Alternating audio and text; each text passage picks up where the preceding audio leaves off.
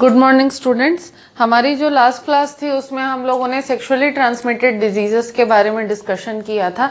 आज जो है हम लोग इस चैप्टर का लास्ट टॉपिक डिस्कस करने वाले हैं, that is infertility and it's treatments. ठीक है, अब इनफर्टिलिटी किसको बोलते हैं? इनफर्टिलिटी जो है वो इनएबिलिटी होती है कपल्स की बच्चे प्रोड्यूस करने में। ठीक है, मतलब कि अगर कोई कपल है, ठीक है, और वो 1 या 2 साल से अनप्रोटेक्टेड सेक्सुअल इंटरकोर्स कर रहा है, ठीक है, उसके बाद भी they are unable to conceive a child, then that condition is known as infertility. तो 1 या 2 साल प्रॉपरली कंसीव करने के लिए ट्राई करने के बाद भी अगर कोई कपल कंसीव नहीं कर पा रहा है बेबी को, then they are deemed infertile. ठीक है, अब इनफर्टिलिटी और इसके साथ साथ एक और टर्म चलता है स्टेरिलिटी। ठीक है, तो इनफर्टिलिटी और स्टेरिलिटी दोनों में एक बेसिक डिफरेंस है। ठीक है, इनफर्टिलिटी का ट्रीटमेंट है लेकिन स्टेरिलिटी का ट्रीटमेंट नहीं है।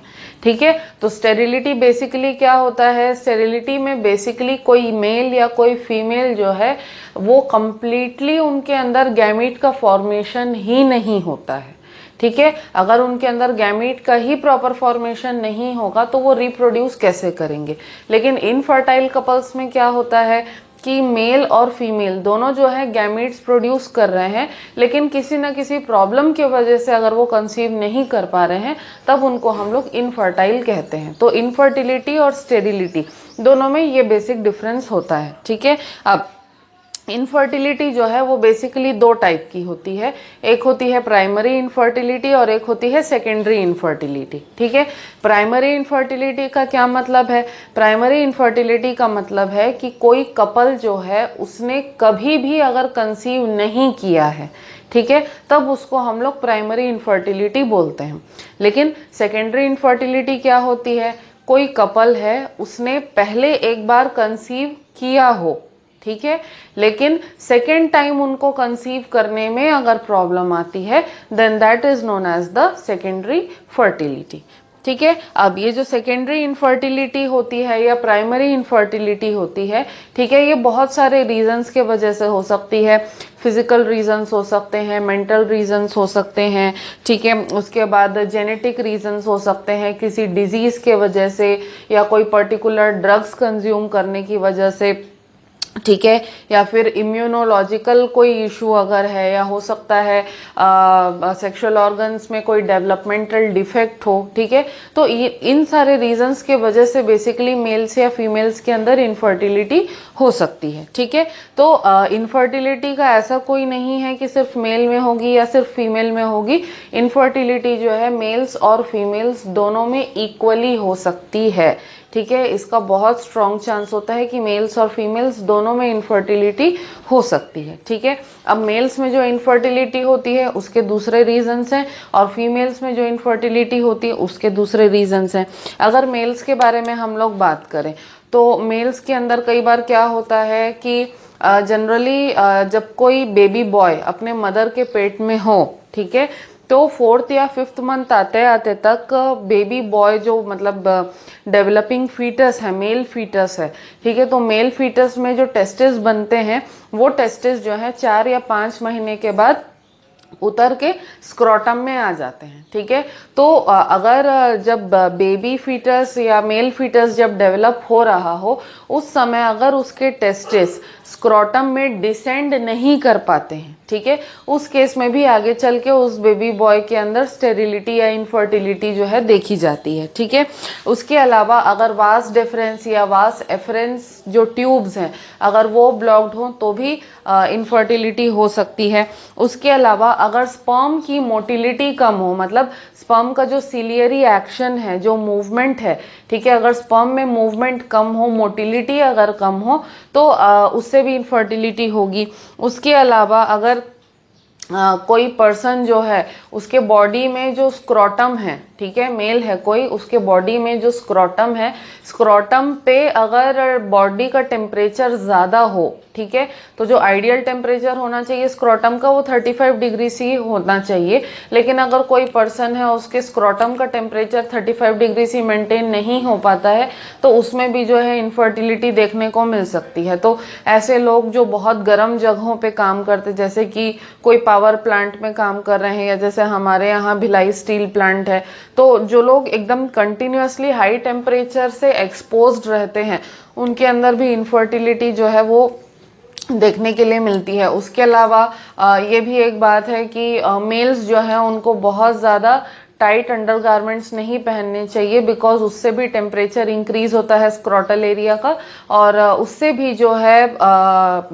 इनफर्टिलिटी की प्रॉब्लम हो सकती है, ठीक है। उसके अलावा स्पर्म काउंट का कम होना, ठीक है, जनरली क्या है कि एक हेल्दी मेल के अंदर 3 से 4 ml सीमेन जो है एक इजैक्यूलेशन में निकलता है, ठीक है, और 3 से 4 ml सीमेन के अंदर कम से कम 200 मिलियन से ज्यादा स्पर्म्स होते हैं। तो अगर किसी पर्सन के अंदर जो है 200 मिलियन स्पर्म से कम स्पर्म्स हैं, ठीक है, तो फिर उनके अंदर माना जाता है कि स्पर्म काउंट कम है, ठीक है। तो जिनका स्पर्म काउंट कम है उनके अंदर भी प्रॉब्लम आती है इनफर्टिलिटी की। अब स्पर्म काउंट कम होने के बहुत सारे रीजंस हैं। कई बार सेमिनल वेसिकल या प्रोस्टेट ग्लैंड में इन्फेक्शन होता है, उसकी वजह से स्पर्म काउंट कम हो जाता है। कई बार एसटीडीज जैसे सिफिलिस वगैरह की डिजीजेज हैं, एसटीडीज होने की वजह से भी स्पर्म काउंट पे बहुत ज्यादा इफेक्ट आ जाता है, ठीक है।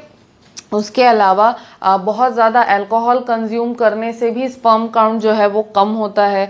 फिर एक जेनेटिक डिजीज होता है जिसको क्लाइनफेल्टर सिंड्रोम बोलते हैं, उसके वजह से भी इनफर्टिलिटी होती है। उसके अलावा हार्मोन जो होता है गोनाडोट्रोपिन हार्मोन, ठीक है, गोनाडोट्रोपिन हार्मोन में अगर उसकी डेफिशिएंसी हो जाती है बॉडी में, तो गोनाडोट्रोपिन की डेफिशिएंसी की वजह से टेस्टोस्टेरोन का प्रोडक्शन जो है वो इफेक्ट होता है, और टेस्टोस्टेरोन का प्रोडक्शन अगर इफेक्ट होगा तो डायरेक्टली स्पर्मेटोजेनेसिस पे इफेक्ट पड़ता है इसका, ठीक है। आफ्टर दैट अगर कोई साइटोटॉक्सिक ड्रग्स ले रहा है, या जैसे रेडिएशन थेरेपी ले रहा है, या कोई पर्टिकुलर एंटी डिप्रेसेंट ड्रग्स, मतलब जिनको डिप्रेशन की प्रॉब्लम होती है या मेंटल इलनेस होती है, तो अगर वो लोग डिप्रेशन की या मेंटल इलनेस की किसी तरीके की कोई मेडिसिन लेते हैं, ठीक है, तो उस केस में भी जो है ऐसे लोगों को स्पर्म काउंट की प्रॉब्लम आती है, उनमें भी बहुत ज़्यादा कम हो जाता है स्पर्म काउंट,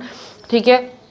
उसके अलावा अगर इजैक्यूलेशन में कोई प्रॉब्लम है, डेवलपमेंटल प्रॉब्लम है, मतलब पीनिस एनलार्ज नहीं हो पाता, ठीक है, जिसको कि हम लोग इरेक्टाइल डिसफंक्शन कहते हैं, ठीक है, तो अगर पीनिस एनलार्ज नहीं हो पाता, इरेक्टाइल डिसफंक्शन है, तो उस केस में भी इनफर्टिलिटी की प्रॉब्लम हो सकती है, या पीनिस ठीक से डेवलप नहीं हुआ है तो भी इनफर्टिलिटी की प्रॉब्लम होती है, ठीक है। उसके बाद एक प्रोटीन होता है स्पर्म पीसीएल जीटा प्रोटीन, ठीक है, स्पर्म पीसीएल जीटा प्रोटीन, ये एक जो प्रोटीन है ये फर्टिलाइजेशन के टाइम पे एग के एक्टिवेशन में बहुत बड़ा रोल प्ले करता है। तो अगर ये प्रोटीन लैकिंग हो स्पर्म्स के अंदर तो भी इनफर्टिलिटी की प्रॉब्लम होती है, ठीक है। अब ये तो मेल्स के केस में था। फीमेल्स के केस में क्या होता है कि फीमेल्स में जो फर्टिलिटी है, ठीक है, अगर कोई हम लोग बोलते हैं कि कोई फीमेल फर्टाइल है, तो फर्टाइल होने का मीनिंग क्या है? फर्टाइल होने का मीनिंग ये है कि कोई हेल्दी फीमेल अगर है तो वो हर महीने एक हेल्दी ओवम ओव्यूलेट कर सके, रिलीज कर सके, वो ओवम जो है वो फैलोपियन ट्यूब से होकर के यूट्रस तक आ सके, और यूट्रस का एंडोमेट्रियम हेल्दी हो जो कि इम्प्लांटेशन होने के टाइम पे जो है जाइगोट को रिसीव कर सके। ये होता है फर्टिलिटी का डेफिनेशन। तो अगर इन चीजों में से किसी में भी कोई भी प्रॉब्लम आती है, ठीक है, देन उस फीमेल को इनफर्टाइल कहा जाता है, ठीक है। या तो ओव्यूलेशन नहीं हो रहा, या ओव्यूलेशन कम हो रहा है, या फैलोपियन ट्यूब ठीक से नहीं बना है, या अगर ठीक से बना है तो ओवम को रिसीव नहीं कर रहा है, या फिर ओवम को अगर रिसीव कर रहा है तो फैलोपियन ट्यूब्स के अंदर जो सीलिया होता है उसका मूवमेंट प्रॉपर नहीं है, या फैलोपियन ट्यूब अगर ब्लॉक्ड है, ठीक है, या कट गई है किसी रीजन से, या फिर यूट्रस जो है वो ठीक से बना नहीं है, मैलफॉर्मेशन है यूट्रस के अंदर, यूट्रस के अंदर अगर ट्यूमर्स बने हुए हैं, फिब्रॉइड्स बने हुए हैं, या यूट्रस की एंडोमेट्रियम जो है वो हॉस्टाइल है, ठीक है, या फिर स्पर्मिसिडल प्रोटीन्स अगर प्रेजेंट हैं यूट्रस के अंदर, ठीक है। तो इस तरीके से बहुत सारे इश्यूज जो है इनकी वजह से कोई भी फीमेल जो है वो इनफर्टाइल हो जाती है। तो क्या क्या बेसिक रीजंस हो सकते हैं? पहला तो है एन ओव्यूलेशन, यानी कि ओव्यूलेशन ना होना, ठीक है। उसके बाद दूसरा है ओलिगो ओव्यूलेशन। ओलिगो ओव्यूलेशन में मतलब इर्रेगुलर ओव्यूलेशन होता है, ठीक से ओव्यूलेशन नहीं होता है, मतलब हर महीने एक मतलब ओवम जो है वो रिलीज होना चाहिए, तो हर महीने नहीं होता, कभी किसी महीने होता है, कभी किसी महीने ओवम रिलीज नहीं होता है, तो उसको ओलिगो ओव्यूलेशन हम लोग कहते हैं, ठीक है। उसके बाद दूसरा रीजन हो सकता है कि कॉर्पस ल्यूटियम जो है, जैसे कि ग्राफियन फॉलिकल के अंदर ओवम होता है, जब ग्राफियन फॉलिकल से बाहर ओवम निकल जाता है, ओव्यूलेशन हो जाता है, तो ग्राफियन फॉलिकल डीजेनरेट होकर के कॉर्पस ल्यूटियम बनाता है, और कॉर्पस ल्यूटियम जो है वो प्रोजेस्टेरॉन सिक्रीट करने का काम करता है। तो अगर कॉर्पस ल्यूटियम ठीक से प्रोजेस्टेरॉन सिक्रीट नहीं कर पा रहा है, तो प्रोजेस्टेरॉन की एब्सेंस में क्या होता है, प्रोजेस्टेरॉन की एब्सेंस में जो बाकी रिलेटेड हार्मोन्स हैं, ठीक है, वो भी रिलीज नहीं होते हैं, और अगर बाकी हार्मोन्स जो है वो भी रिलीज नहीं होंगे तो उससे नुकसान क्या होगा? नुकसान ये होगा कि फर्टिलाइजेशन में या इम्प्लांटेशन में बहुत ज़्यादा उसमें फिर प्रॉब्लम फेस करना पड़ता है, ठीक है। तो इसको ल्यूटियल फेज डिफेक्ट बोलते हैं, ठीक है, ल्यूटियल फेज डिफेक्ट बोलते हैं। प्रोजेस्टेरॉन की सिक्रीशन कम हो जाती है, जिसके वजह से फर्टिलाइजेशन में या इम्प्लांटेशन में प्रॉब्लम्स आती हैं, ठीक है। उसके अलावा ओवम जो है अगर वो ग्राफियन फॉलिकल से बाहर लिबरेट ना हो पाए, तो वो भी एक कंडीशन है जिसकी वजह से इनफर्टिलिटी होती है, ठीक है। फैलोपियन ट्यूब्स जो है अगर वो ओवम को रिसीव ना कर पाए तो भी इनफर्टिलिटी होती है, ठीक है। या अगर फैलोपियन ट्यूब के अंदर जो सीलिया है वो ठीक से उनके अंदर मूवमेंट प्रोड्यूस नहीं हो रहा तो भी इनफर्टिलिटी होती है, ठीक है। सीलिया अगर नहीं बना है ठीक से, उसमें भी इनफर्टिलिटी होती है। फैलोपियन ट्यूब अगर ब्लॉक्ड है तो भी इनफर्टिलिटी होती है, ठीक है। उसके बाद अगर यूट्रस जो है उसमें डेवलपमेंटल इश्यूज हैं तो इनफर्टिलिटी होगी, ठीक है। या फिर एंडोमेट्रियम जो है अगर वो डिफेक्टिव है उस वजह से भी हो सकती है, या फिर जेनेटिक अगर कोई इशू है उस वजह से होती है, ठीक है। या फिर यूट्रस के अंदर जो ट्यूमर्स हैं जिनको फाइब्रॉइड्स मैंने बोला था, ठीक है, तो अगर फाइब्रॉइड्स भरे हुए हैं यूट्रस के अंदर तो भी जो है फर्टिलाइजेशन और इम्प्लांटेशन नहीं हो पाता है, ठीक है। सर्विक्स अगर मेलफॉर्म्ड है, अगर सर्विक्स ज्यादा लंबा हो गया है तो भी फर्टिलाइजेशन नहीं होता, अगर एकदम से छोटा है सर्विक्स तो भी फर्टिलाइजेशन नहीं होता, अगर सर्वाइकल म्यूकस ज्यादा थिन है तो भी फर्टिलाइजेशन नहीं हो पाएगा, और अगर सर्वाइकल म्यूकस ज्यादा थिक है तो भी नहीं हो पाएगा, ठीक है। या फिर अगर सर्विक्स के बारे में हम लोग बात करें, सर्विक्स में अगर किसी तरीके का कोई इन्फेक्शन है तो भी फर्टिलाइजेशन नहीं होगा और इनफर्टिलिटी हो जाएगी। या फिर अगर सर्विक्स के अंदर एंटी स्पर्म एंटीबॉडीज अगर प्रोड्यूस हो जा रही हैं, ठीक है, एंटी स्पर्म एंटीबॉडीज अगर प्रोड्यूस हो रही हैं तो भी इनफर्टिलिटी होती है, ठीक है। और अगर वेजाइना में मेलफॉर्मेशन है किसी तरीके का तो भी जो है फीमेल्स के अंदर इनफर्टिलिटी हो सकती है, ठीक है। तो मेल्स और फीमेल्स में मैंने आप लोगों को बताया कि डिफरेंट सिनेरियो या डिफरेंट कंडीशंस क्या होते हैं इनफर्टिलिटी के, ठीक है। तो इसके ट्रीटमेंट के बारे में हम लोग डिस्कस करते हैं कि इनफर्टिलिटी का ट्रीटमेंट क्या होता है, ठीक है। तो जैसे मेल इनफर्टिलिटी है, ठीक है, मेल इनफर्टिलिटी के केस में मैं आप लोगों को बता रही हूँ, मेल इनफर्टिलिटी का ट्रीटमेंट जो है वो ड्रग्स के हेल्प से या सर्जरी के हेल्प से कर सकते हैं। सिमिलरली फीमेल्स में भी अगर इनफर्टिलिटी है तो ड्रग्स के हेल्प से या सर्जिकल प्रोसीजर्स के हेल्प से हम लोग जो है इस चीज को ट्रीट कर सकते हैं, ठीक है।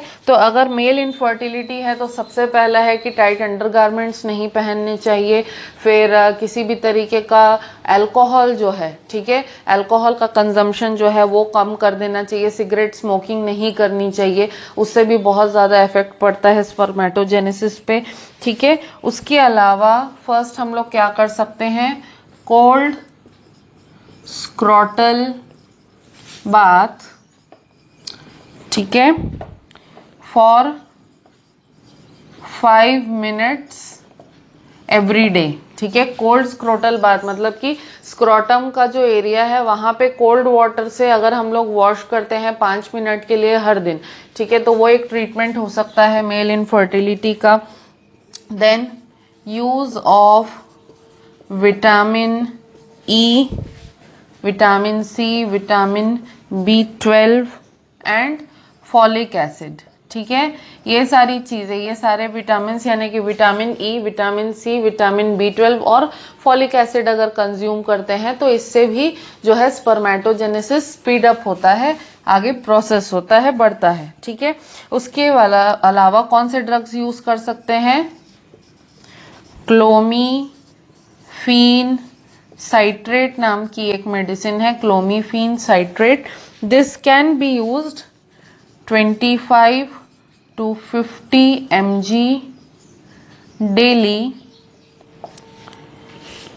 for 25 days for 3 months, ठीक है। एक मेडिसिन है, ड्रग है क्लोमीफीन साइट्रेट, इसका 25 से 50 mg डेली का डोसेज है हर महीने के 25 दिन के लिए। मतलब महीने में 30 दिन होते हैं, लेकिन 30 दिन में से ये मेडिसिन जो है सिर्फ 25 दिन खानी है और ऐसा 3 महीने तक के लिए करना है, ठीक है। उसके बाद what else can we do, ठीक है। HCG ह्यूमन कोरियोनिक गोनेडोट्रोपिन की 5000 IU की यूनिट्स जो है ये इंट्रामस्कुलरली जो है दी जाती है, ठीक है। मतलब कि इंजेक्शन के फॉर्म में जो है ये हार्मोन दिया जाता है, ठीक है। HCG जो है इसके 500 IU यूनिट्स जो होते हैं इसको इंट्रामस्कुलरली इंजेक्शन के फॉर्म में जो है दिया जाता है। तो ये क्या करता है? टेस्टोस्टेरॉन प्रोडक्शन को स्टिमुलेट करता है, क्योंकि कई बार टेस्टोस्टेरॉन की डेफिशिएंसी होने की वजह से भी स्पर्मेटोजेनेसिस नहीं हो पाता, ठीक है। उसके अलावा और क्या कर सकते हैं? टेस्टोस्टेरॉन जो है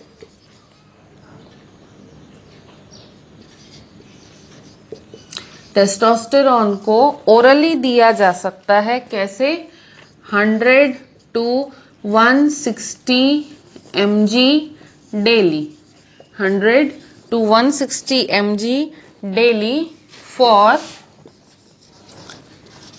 3 to 4 months, ठीक है।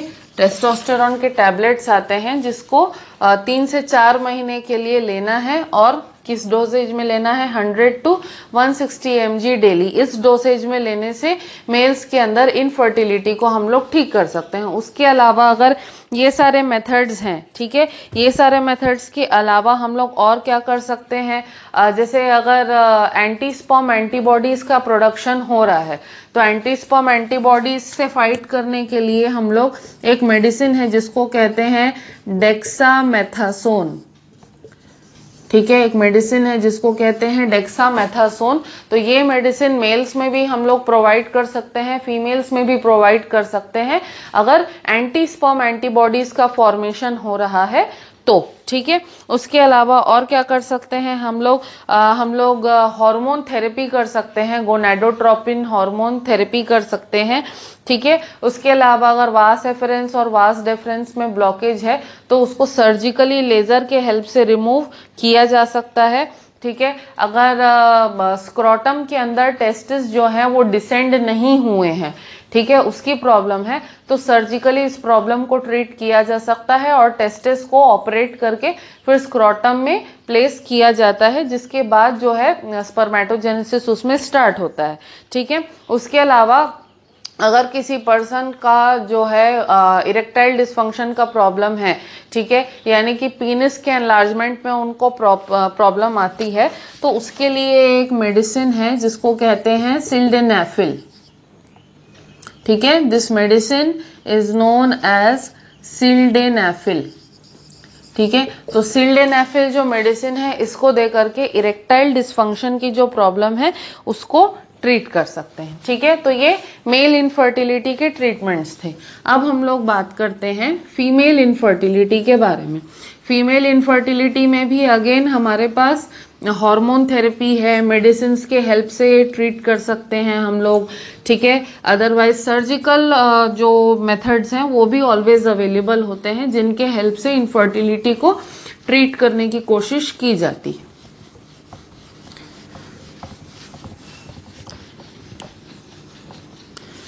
ठीक है, तो फीमेल इनफर्टिलिटी है उसको कैसे ट्रीट करेंगे?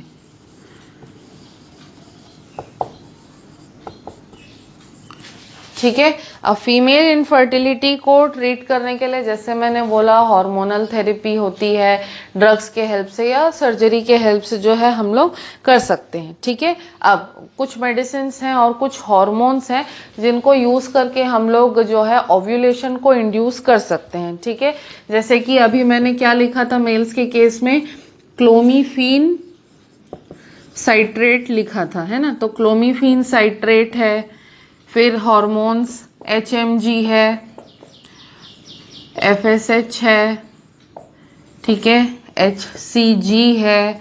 ठीक है, तो इनके यूज से जो है ओव्यूलेशन को इंड्यूस किया जा सकता है। उसके अलावा GnRH, गोनाडोट्रोपिन रिलीजिंग हार्मोन, ये सारे जो हार्मोन्स हैं, इन हार्मोन्स की थेरेपी दे करके, हार्मोन्स का जो है पर्टिकुलर डोसेज दे करके ओव्यूलेशन जो है उसको इंड्यूस किया जा सकता है और ओव्यूलेशन को इंड्यूस करने से इनफर्टिलिटी जो है उसको ट्रीट करने में हेल्प होगी। ठीक है, उसके अलावा अगर किसी के ओवरी में सिस्ट है, ठीक है, मतलब अगर ओवरी पे गांठ बन गई है तो उससे भी जो है ओव्यूलेशन प्रॉपर नहीं हो पाता। तो ओवेरियन सिस्ट जो होता है उसको लेजर वेपोराइजेशन के थ्रू क्या कर दिया जाता है, जला दिया जाता है, सिस्ट को रिमूव कर दिया जाता है। ठीक है, उसके बाद अगर फाइब्रॉइड्स हैं तो फाइब्रॉइड्स को ट्रीट करने के लिए हार्मोन थेरेपी या सर्जरी का यूज किया जा सकता है। हार्मोन थेरेपी या सर्जरी से फाइब्रॉइड्स को रिमूव करके फिर पर्सन की जो इनफर्टिलिटी है उसको ट्रीट कर सकते हैं। अगर फैलोपियन ट्यूब या यूट्रस के अंदर किसी तरीके की ब्लॉकेज है तो उसको लेजर थेरेपी के हेल्प से जो है उस ब्लॉकेज को रिमूव किया जाता है। या फिर अगर कोई इन्फेक्शन है, ठीक है, तो पूरे यूट्रस और फैलोपियन ट्यूब को एंटीबायोटिक मेडिसिन के साथ मिक्स करके वाटर में, ठीक है, एंटीबायोटिक मेडिसिन को वाटर के साथ मिक्स किया जाता है और उस वाटर से पूरे जो यूट्रस और फैलोपियन ट्यूब है उसको वॉश करते हैं। ठीक है, उसको वॉश करने के बाद जब इन्फेक्शन जो है क्योर होता है तो फिर किसी पर्सन की कैपेबिलिटी जो है वो इंक्रीज हो सकती है फर्टिलाइजेशन की या कंसीव करने की। ठीक है, उसके अलावा एंडोस्कोपी होती है, एंडोस्कोपी के हेल्प से भी हम लोग जो है किसी भी तरीके के ब्लॉकेज को क्योर कर सकते हैं।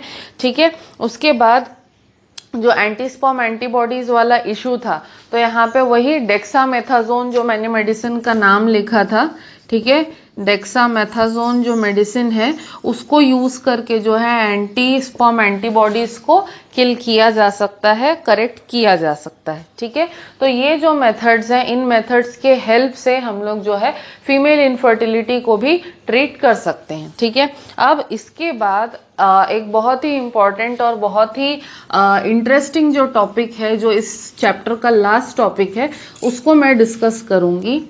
Okay, now this topic is known as the assisted reproductive techniques.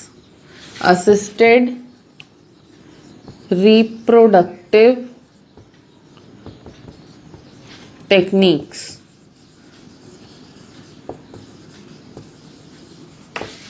ठीक है, इसको शॉर्ट में हम लोग कहते हैं ART, ठीक है। असिस्टेड रिप्रोडक्टिव टेक्निक्स या ART जो है ये एक ग्रुप ऑफ टेक्निक्स है, बहुत सारे टेक्निक्स का एक ग्रुप है जो कि इनफर्टिलिटी होने के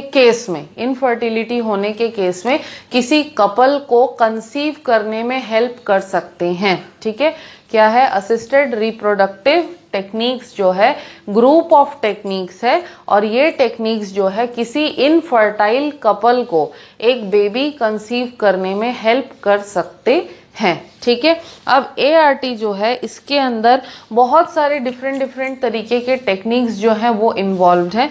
बेसिकली इसमें आर्टिफिशियल इंसेमिनेशन का रोल जो है वो ज्यादा होता है। ठीक है, अब हमारे पास कितने तरीके की टेक्निक्स प्रेजेंट हैं। ठीक है, वी आर having AIT यानी कि आर्टिफिशियल इंसेमिनेशन टेक्निक। ठीक है, उसके बाद we are having IVF-ET in vitro fertilization and embryo transfer. Okay, then we are having the GIFT or GIFT, gamete intrafallopian transfer. Okay, then we are having ZIFT, zygote intrafallopian transfer. Okay, then IUI, intrauterine insemination. ठीक है, IUI यानी कि intrauterine insemination. Okay, then we are having ICSI, okay, intracytoplasmic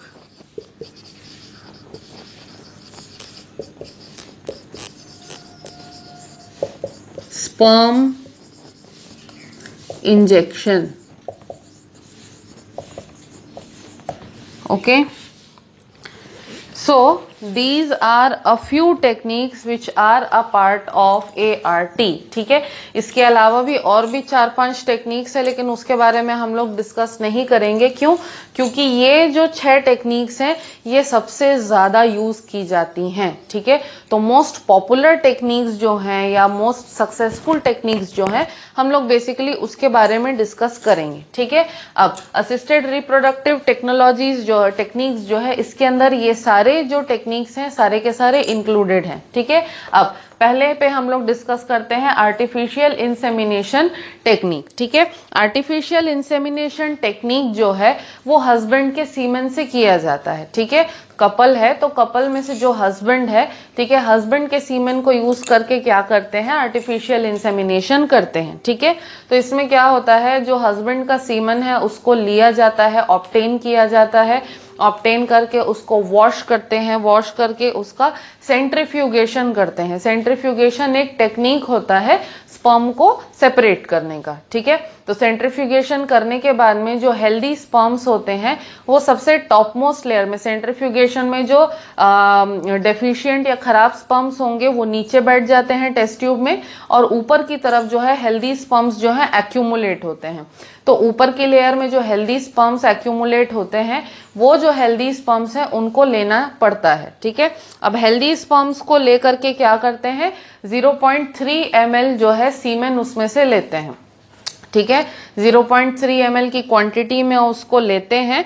ठीक है, और ये जो 0.3 ml की क्वांटिटी है इसमें कम से कम 1 मिलियन स्पर्म्स होना जरूरी है। ठीक है। तो ये 0.3 ml जो सीमेन है इसको लिया जाता है और इसको जो वाइफ है, वाइफ के वेजाइना में आर्टिफिशियली इंट्रोड्यूस किया जाता है, मतलब इंजेक्शन या ट्यूब के हेल्प से जो है वेजाइना में इंट्रोड्यूस किया जाता है, ठीक है। और फिर एक्सपेक्ट किया जाता है कि ये जो हेल्दी स्पर्म्स हैं ये जा करके ओवम को फर्टिलाइज करेंगे। तो this technique is known as AIT, ठीक है। उसके अलावा अगर ऐसा भी होता है कि कई बार स्पर्म्स के अंदर मेलफॉर्मेशन है, मतलब स्पर्म्स जो है मॉर्फोलॉजिकली ठीक से बने नहीं हैं, तो उस केस में जो है आर्टिफिशियल इंसेमिनेशन टेक्निक के लिए कोई स्पर्म डोनर का स्पर्म लिया जाता है, ठीक है। तो आजकल क्या है, जो बड़े बड़े हॉस्पिटल्स होते हैं वहां पे स्पर्म बैंक्स होते हैं, तो स्पर्म बैंक्स में जो है वॉलेंटरीली जो है, ठीक है, अपनी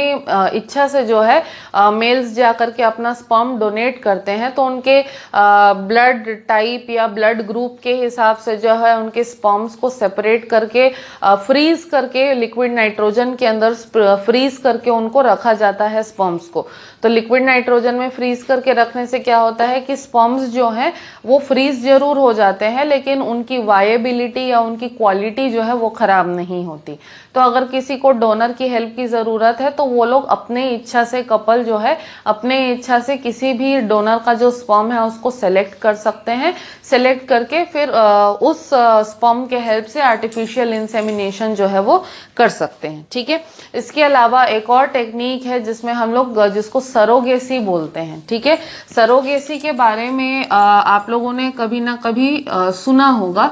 तो सरोगेसी ऐसी टेक्निक है कि सपोज अगर कोई फीमेल है, ठीक है, उसके यूट्रस में मेल फॉर्मेशन है या कोई भी ऐसा इशू है जिसके वजह से उसका यूट्रस जो है बेबी को कैरी नहीं कर सकता, तो उस केस में सरोगेट्स को यूज किया जाता है। तो सरोगेट जो है कोई भी ऐसी फीमेल होगी जो कि अपनी इच्छा से वॉलेंटरीली किसी दूसरे के बच्चे को, ठीक है, किसी दूसरे के बच्चे को अपने यूट्रस में जगह देगी या अपने यूट्रस में कैरी करेगी, ठीक है। तो इसमें बेसिकली होता क्या है कि हस्बैंड का जो स्पर्म है और वाइफ का जो एग है, ठीक है, दोनों को लिया जाता है, दोनों के बीच में फर्टिलाइजेशन कराया जाता है आर्टिफिशियली। लैब के अंदर टेस्ट ट्यूब्स वगैरह के हेल्प से जो है फर्टिलाइजेशन कराया जाता है। फर्टिलाइजेशन कराने के बाद में जो जाइगोट बनता है, उस जाइगोट को फिर जो है सरोगेट मदर के यूट्रस में ट्रांसफर किया जाता है। तो अब जो जाइगोट बना, ठीक है, जाइगोट जो है फिर जाकर के क्या होता है कि सरोगेट मदर के यूट्रस में इम्प्लांट होता है और फिर वहां से प्रेगनेंसी जो है स्टार्ट होती है। तो इस पूरे प्रोसेस के लिए सरोगेट मदर को भी हार्मोन थेरेपी दी जाती है और हार्मोन थेरेपी दे करके सरोगेट मदर का जो यूट्रस है उसको प्रिपेयर किया जाता है आने वाले प्रेगनेंसी के लिए। तो सरोगेसी भी एक टेक्निक है इनफर्टिलिटी से लड़ने की, ठीक है। उसके अलावा अब हम लोग किस पे आते हैं, IVF-ET यानी कि in vitro fertilization and embryo transfer. तो अभी जो सरोगेसी के केस में मैंने बताया कि स्पर्म को भी ऑब्टेन करेंगे मेल्स में से और फीमेल्स में से ओवम को ऑब्टेन किया जाता है। स्पर्म और ओवम को ऑब्टेन करके लैब में हेल्दी कंडीशंस में या न्यूट्रिएंट सॉल्यूशन के अंदर जो है स्पर्म्स को और ओवम को सेपरेटली रखा जाता है, ठीक है। अब स्पर्म को भी न्यूट्रिएंट सॉल्यूशन में रखा, ओवम को भी न्यूट्रिएंट सॉल्यूशन में रखा। अब जितने भी स्पर्म्स हैं उसमें से हेल्दी स्पर्म्स को सेलेक्ट किया जाता है सेंट्रीफ्यूगेशन के हेल्प से। हेल्दी स्पर्म्स को सेलेक्ट करने के बाद में जो एक पेट्री प्लेट ली जाती है, पेट्री प्लेट में ओवम को रखा जाता है न्यूट्रिएंट सॉल्यूशन में और ओवम वाला जो पेट्री प्लेट है उसमें फिर हेल्दी स्पर्म्स को इंट्रोड्यूस किया जाता है। तो हेल्दी स्पर्म्स जो है उसमें से कोई भी एक स्पर्म जो है जा करके ओवम को फर्टिलाइज करता है। फर्टिलाइज हो जाएगा जब और ब्लास्टूला स्टेज आ जाता है। फर्टिलाइजेशन होने के बाद में डिफरेंशिएशन स्टार्ट होगा, सेल डिवीजन स्टार्ट होगा और जब ब्लास्टूला स्टेज आ जाता है एम्ब्रियो का, ठीक है, तो वो जो ब्लास्टूला स्टेज वाला एम्ब्रियो है उस एम्ब्रियो को लेकर के फिर फीमेल की बॉडी में जो है ट्रांसप्लांट किया जाता है, ठीक है। और ट्रांसप्लांटेशन के पहले फीमेल को हार्मोन थेरेपी दे करके उसके यूट्रस को प्रिपेयर किया जाता है एम्ब्रियो को रिसीव करने के लिए। तो ब्लास्टूला स्टेज का एम्ब्रियो जो है उसको ट्रांसफर करते हैं, फिर फीमेल का, मदर का जो मतलब वाइफ का जो यूट्रस है वो एम्ब्रियो को रिसीव करता है, इम्प्लांटेशन होता है और प्रेगनेंसी होती है। ठीक है। उसके बाद नेक्स्ट जो टेक्निक है गिफ्ट, गैमीट इंट्राफैलोपियन ट्रांसफर।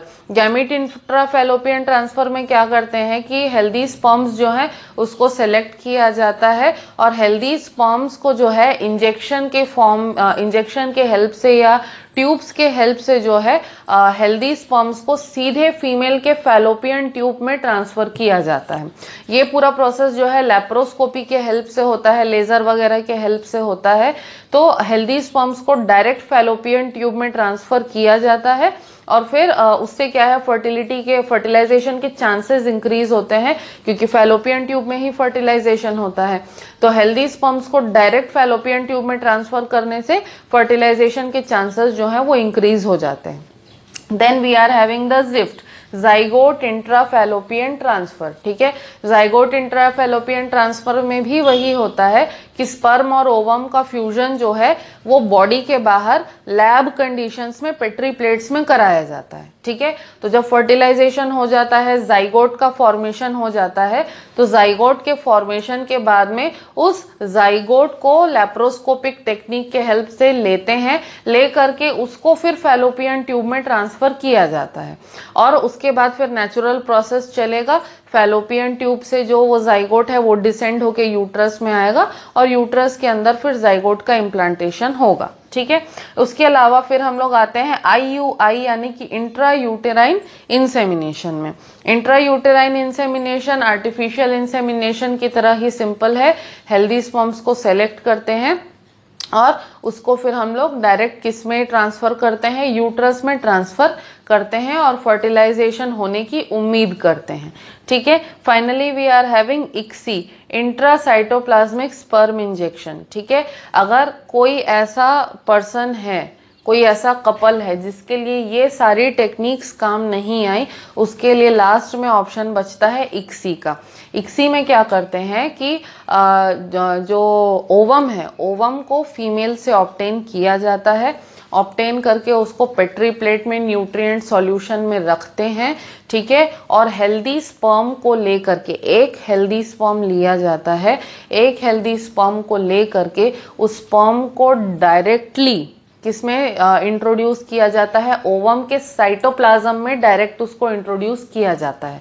तो स्पर्म जो है, स्पर्म का एक्रोसोम जो है उसको रिमूव करते हैं। एक्रोसोम को रिमूव करने के बाद में ऐसा जो हेल्दी स्पर्म है उसको ले करके डायरेक्ट हम लोग क्या करते हैं कि जो ओवम का साइटोप्लाज्म है उसमें इंजेक्ट कर देते हैं। तो उससे क्या होता है कि फर्टिलाइजेशन डेफिनेट होता है और ऐसे केसेस में, ICSI के केसेस में जो है रिजल्ट हमेशा पॉजिटिव और 100% ही मिलता है। ठीक है। तो these are the various assisted reproductive techniques जिसको यूज करके कोई भी इनफर्टाइल कपल जो है एक बेबी को कंसीव कर सकता है and they can become parents. ठीक है। तो इस टॉपिक के साथ में आज मैंने ये जो चैप्टर है रिप्रोडक्टिव हेल्थ, इस चैप्टर को भी कंप्लीट कर दिया। शाम तक जो है मैं आपको इस चैप्टर के नोट्स भी प्रोवाइड कर दूंगी। आप लोग इन नोट्स को नोट डाउन करके रख लेना अपने नोटबुक में और एक बार ये जो पूरा चैप्टर है आप लोगों के बुक में दिया हुआ है, पूरा पढ़ो। पढ़ने के बाद अगर कोई डाउट आता है तो you can ask me. Thank you.